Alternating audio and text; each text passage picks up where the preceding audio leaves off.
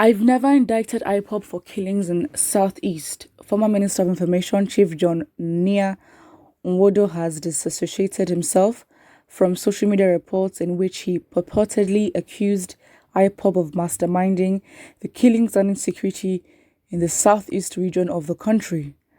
A certain social media platform claimed that Nwodo had, in 2019, absolved the killer headsman of complicity in the insecurity and accused Ipob of being responsible for the crisis.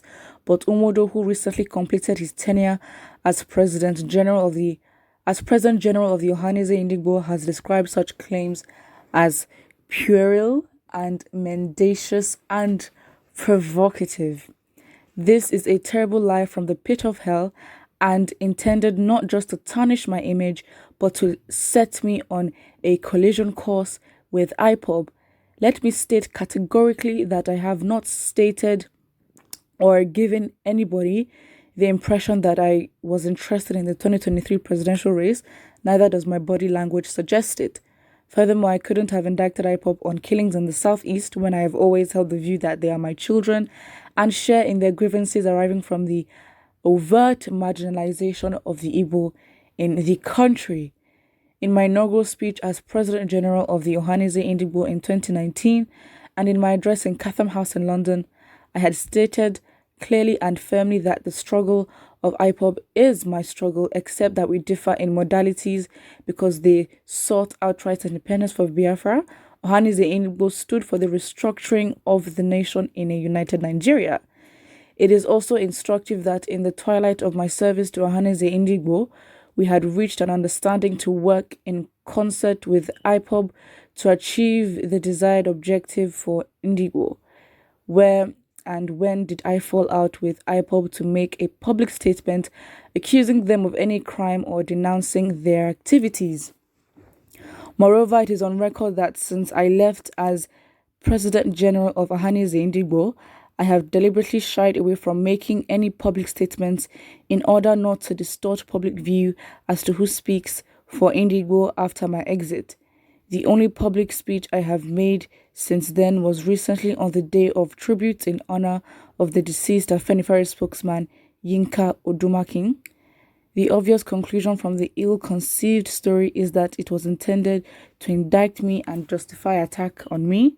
This mischief is as condemnable as it is indecent and should be roundly condemned by all decent minds. Nobody gains anything from unjustifiably engaging in a smear campaign on an innocent person, he said. All right. So this is basically what Nwodo has come to say. And to be honest, it's very much split when it comes to, I guess Biafra and 1ND1CT sort of just show the differing. It just shows where Igbos lie in terms of, do they want to be in the country or do they want to leave? So yeah, he's now says he's never indicted Ipob for killings in the Southeast. However, I think people might not be quick to believe that. Why? Because they differ in terms of, as he said, modalities, where Biafra is literally out for they're seeking to be independent, while 1ND1CT was, for united Nigeria and into restructuring. But however, is the likelihood of that. At the end of the day, they can do what they want. That's what they represent, and it is what it is, as long as they speak on the bad. But when we look at the likelihood, I guess the Ipob and 1ND1CT factions of, Igbo groups, I think every Igbo person would either be in one of those. This is a generalization. I'm not saying every Igbo person would have to choose or be in any, but it's more likely that this is a representative of how Igbos lie. Igbos understand that, yes, the country has been, they've been overtly marginalized. However, it's like, okay, what are they planning to do? And I guess this is why Biafra has never necessarily had like a formal breakthrough in terms of just general unanimous sort of consensus where everyone is like, you know what, this is what we want to do. We want to seek independence. We want a referendum. And we're going to vote. So that's the thing. It's just a bit more, because for example, let's say we have a referendum now. What percentage of Igbos would go for, Biafra? I do not know. If anyone in the comment section can, you just give like a number, like a percentage of the total Igbo population and say, okay, fine. I mean, we're also divided because again, you have to now ask. So who is Igbo and who isn't? Because there are different types of Igbo. There's like Delta Igbo, for example. There's the South. There's people in like, let's say, Benue. There's some gray areas where it's like, are they part of Biafra or not? And it's left for them to decide.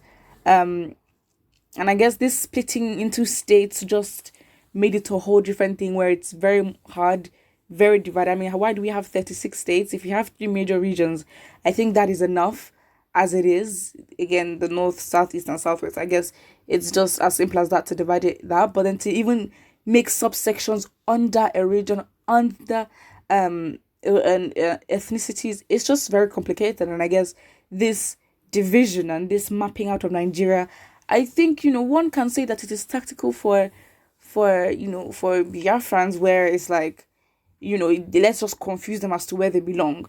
You know what I mean? So yeah, I think that with the Southwest, as much as yes they're Yoruba, they're not as divided. Like they're not as distinct. I think there's a lot more distinction and there's a lot more uniqueness to the Southeast. For example, you have the Ishekiri, you have the Robos, you have the there's so many. Well, I forgot the name, but you have so many. Like apart from Igbos, there are other little parts which, in recent times, maybe in the general scheme of things, they should be seen as Igbos, but with the way everything is so divided, they're not.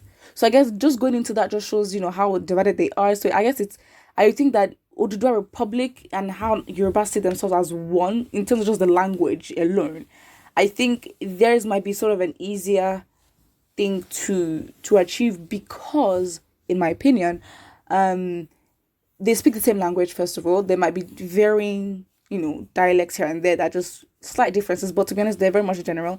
And if there's any division of any kind, it wouldn't be the identity, whether they're like Lagos Yoruba or Ondo Yoruba. Do you know what I mean? Like, doesn't make sense.